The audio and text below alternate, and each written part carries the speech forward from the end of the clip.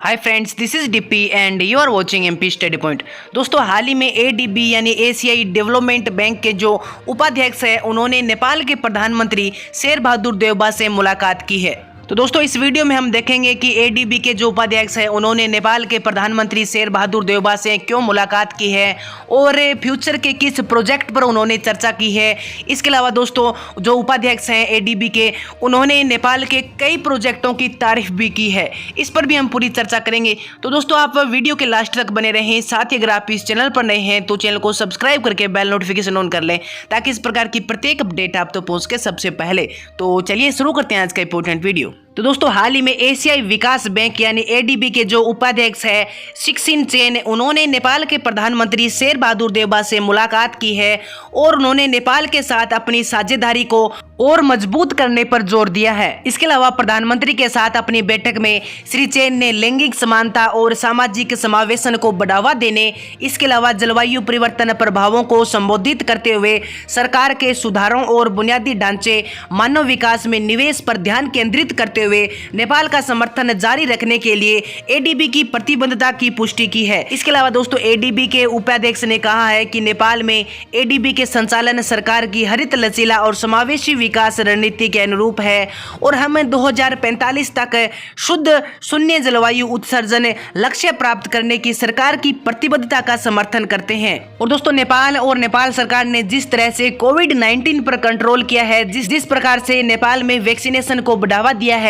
इसकी भी एडीबी ने खूब तारीफ की है। इसके अलावा दोस्तों, उन्होंने नेपाल के दूसरे अंतर्राष्ट्रीय हवाई अड्डे जो पश्चिमी नेपाल के बेरवा में स्थित है, गौतम बुद्ध अंतर्राष्ट्रीय हवाई अड्डा, उसका निर्माण कार्य कंप्लीट होने के बाद उन्होंने नेपाल सरकार की काफी तारीफ की है। उन्होंने नेपाल की तारीफ करते हुए कहा है कि नेपाल ने गौतम बुद्ध अंतर्राष्ट्रीय हवाई अड्डे को बहुत ही जल्दी संचालन में लाया है और हम इसकी तारीफ करते हैं। इससे नेपाल के पर्यटन को बढ़ाने में भी काफी सहायता मिलेगी। यानी दोस्तों, उन्होंने नेपाल के दूसरे अंतर्राष्ट्रीय हवाई अड्डे गौतम बुद्धा की भी काफी तारीफ की है। इसके अलावा दोस्तों, एडीबी के उपाध्यक्ष ने नेपाल के वित्त मंत्री जनार्दन शर्मा प्रभाकर से भी मुलाकात की है और उन्होंने भविष्य के प्रोजेक्ट पर चर्चा की है। उन्होंने कहा है कि अब नेपाल को अपने देश का विकास जारी रखने के लिए या फिर अपने देश का विकास करने के लिए काफ़ी प्रोजेक्टों पर काम करना होगा और नेपाल की अर्थव्यवस्था को सुधारने पर भी नेपाल को काफ़ी जोर देना होगा ताकि नेपाल की अर्थव्यवस्था में कुछ सुधार हो सके। इसके अलावा दोस्तों, एडीबी के उपाध्यक्ष श्री चेन ने नेपाल के प्राइवेट सेक्टर के जो प्रतिनिधि है उनसे भी मुलाकात की है और उन्होंने कहा है कि अब नेपाल के प्राइवेट सेक्टर को भी काफ़ी बढ़ावा देना चाहिए, उनका भी विस्तार होना जरूरी है ताकि नेपाल का हर सेक्टर में विकास हो सके। इसके अलावा दोस्तों, उन्होंने कहा है कि अब नेपाल को अपनी महिलाओं के नेतृत्व पर भी कुछ ध्यान देना चाहिए और नेपाल को कुछ ऐसे प्रोजेक्ट शुरू करने चाहिए जिसका नेतृत्व नेपाल की महिलाएं कर सके, जिसका विकास नेपाल की महिलाएं कर सके, ताकि नेपाल की महिलाएं भी बेरोजगार न रहें और नेपाल की महिलाएं भी पुरुषों के साथ कंधे से कंधा मिलाकर काम आगे बढ़ा सके। इसके अलावा दोस्तों, उन्होंने नेपाल की जलवायु, स्मार्ट कृषि और डिजिटलाइजेशन पर भी जोर दिया है। वहीं दोस्तों, उन्होंने एडीबी समर्थित बागमती नदी सुधार परियोजना, काठमांडू घाटी अपशिष्ट जल प्रबंधन परियोजना, मेलमची जल आपूर्ति परियोजना और ग्रामीण उद्यम वित्त पोषण परियोजना का भी दौरा किया है और उन्होंने कावेरे में ऊर्जा क्षेत्र की एक परियोजना का भी दौरा किया है और उन्होंने बिजली उपयोगकर्ता सहकारी समितियों की महिलाओं उद्यमियों के साथ भी बातचीत की है। इसके अलावा दोस्तों, उन्होंने नेपाल के जो अलग अलग सेक्टर के बड़े लीडर्स हैं उनसे भी मुलाकात की है, जिसमें अगर हम बात तो सहकारी विकास मंत्री रामकुमारी झाकरी से भी उन्होंने मुलाकात की है। ऊर्जा, जल संसाधन और सिंचाई मंत्री पंपा भूसाल से भी उन्होंने मुलाकात की। शिक्षा, विज्ञान और प्रौद्योगिकी मंत्री देवेंद्र पौडेल से भी उन्होंने मुलाकात की।